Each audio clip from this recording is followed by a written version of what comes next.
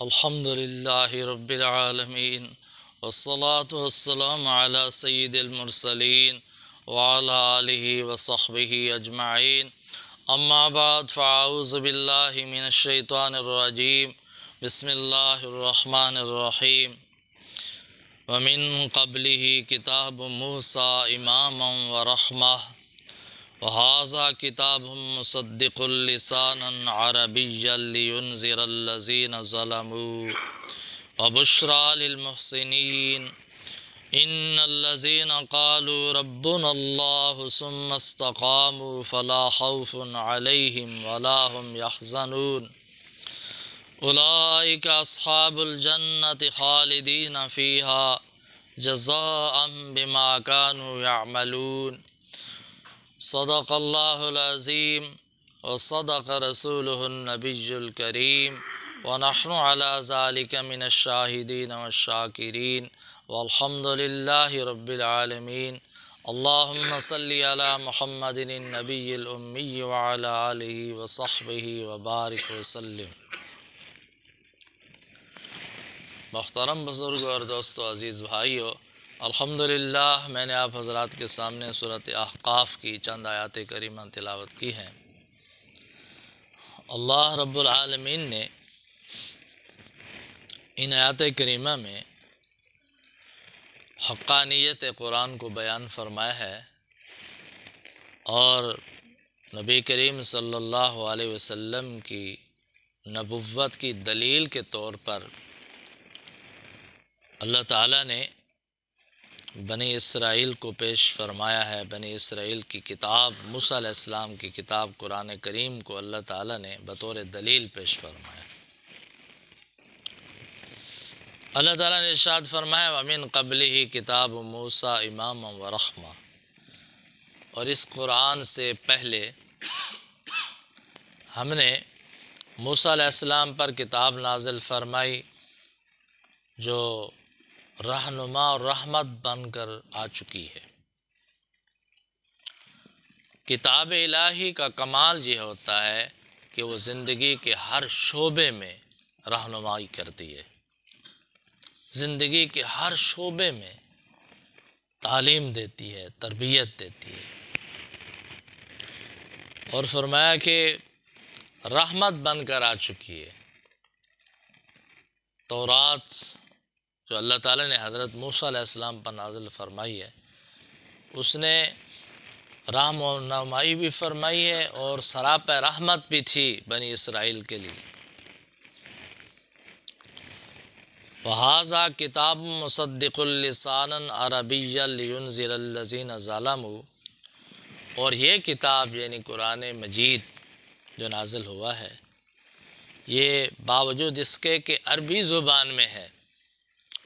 پھر بھی موسیٰ علیہ السلام کی کتاب کی تصدیق کرتا ہے، موسیٰ علیہ السلام کی کتاب کو سچا بتلاتا ہے۔ تو یہ نبی کریم صلی اللہ علیہ وسلم کی نبوت کی دلیل ہے، اس لیے کہ نبی کریم صلی اللہ علیہ وسلم تو عربی زبان والے ہیں، عربی جانتے ہیں، اور آپ صلی اللہ علیہ وسلم سے پہلے جتنی کتابیں نازل ہوئی ہیں، چاہے تورات، انجیل، زبور، ان میں سے کوئی کتاب بھی عربی زبان میں نازل نہیں ہوئی، وہ غیر عربی کتابیں ہیں۔ عربی زبان ہونے کے باوجود نبی کریم صلی اللہ علیہ وسلم ان کتابوں کی تصدیق فرما رہے ہیں، ان کو سچا بتلا رہے ہیں۔ اصول دین،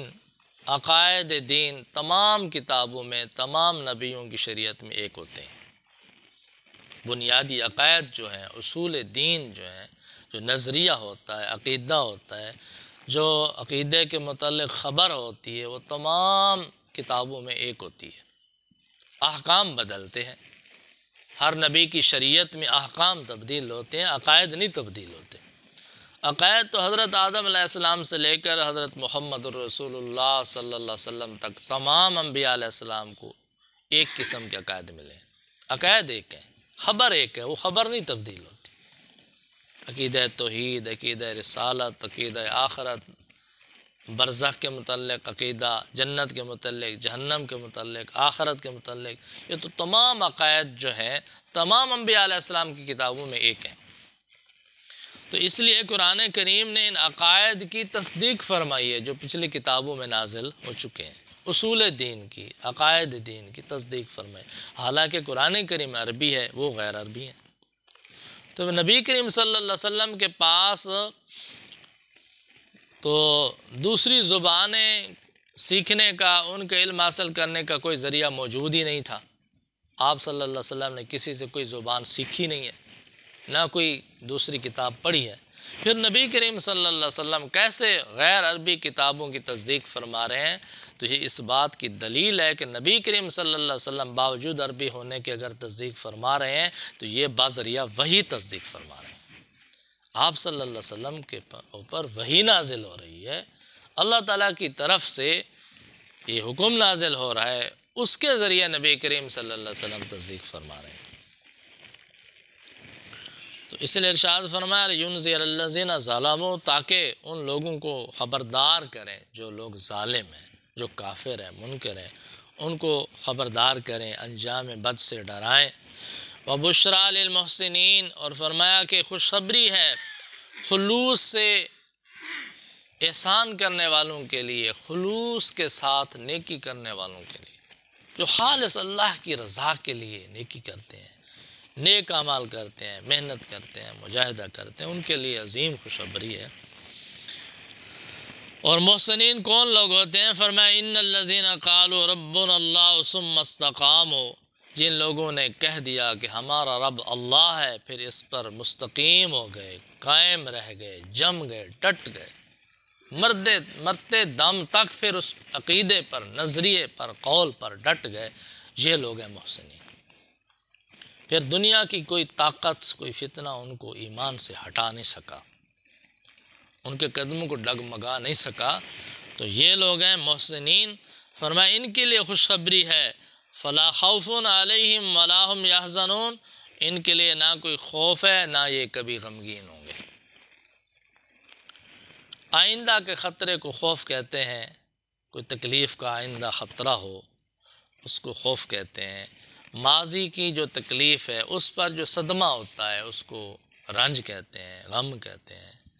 تو اللہ تعالیٰ ارشاد فرماتے ہیں کہ یہ وہ لوگ ہیں کہ جن پر نہ کوئی خوف ہوگا، نہ یہ غمگین ہوں گے،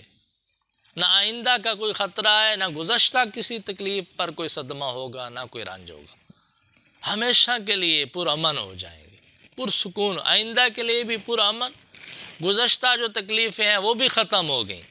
ان کا احساس ختم ہو گیا، ان کی رنجش دل میں نہیں رہی، کوئی صدمہ باقی نہیں رہا، کوئی تکلیف باقی نہیں رہی، وہ بھی ختم کر دیا اللہ تعالیٰ نے۔ اولئک اصحاب الجنہ، یہ لوگ ہیں صاحب جنت، جنتی لوگ، جنت پہ رہنے والے، خالدین فیہا، جو ہمیشہ ہمیشہ جنت میں رہیں گے، جزاء بما کانوا یعملون، بدلہ ہے ان کے اعمال کا جو انہوں نے نیک اعمال کیے۔ تو دنیا کی زندگی تو بہت مختصر زندگی ہے، چند دن کی زندگی ہے، یہ چند دن کی زندگی اللہ کے حکم کے مطابق گزاری، نبی کریم صلی اللہ علیہ وسلم کے طریقے کے مطابق گزاری، ایمان پر قائم رہے، نیک اعمال کرتے رہے، تو اللہ تعالیٰ اپنی شان کے مطابق بدلہ عطا فرمائیں گے کہ ہمیشہ ہمیشہ کے لیے جنت میں داخل فرما دیں، ہمیشہ ہمیشہ کے لیے۔ ہماری زندگی کتنی ہے، اور آخرت کی زندگی تو ابد الآباد کی زندگی، نہ ختم ہونے والی زندگی، نہ ختم ہونے والی نعمتیں، نہ ختم ہونے والی جنت، اور ہمیشہ ہمیشہ کے لیے اللہ تعالیٰ جنت میں داخل فرما دیں گے، اللہ کی کتنی بڑی رحمت ہوگی۔ تو فرمایا کہ یہ ہوگا ان اعمال کا بدلہ جو دنیا میں کیا ہے، نیک اعمال کا بدلہ ضرور ملے گا، نتیجہ ضرور ملے گا۔ میرے بھائی اور دوستو، یہ دنیا کی زندگی بہت قیمتی زندگی ہے، یہ قیمتی بنتی ہے ایمان اور نیک اعمال کے ساتھ، ایمان پر استقامت، نیک اعمال پابندی سے کرنا، پھر نیک اعمال کی آگے دعوت دینا، پھر اس پر صبر کرنا، استقامت دکھانا، ان پر یہ خوشخبریاں سنائی گئی ہیں۔ دعا ہے اللہ تعالیٰ ہم سب کو قرآن کریم کی ہدایات پر عمل کرنے کی توفیق عطا فرمائے۔ وآخر دعوانا ان الحمد للہ رب العالمین۔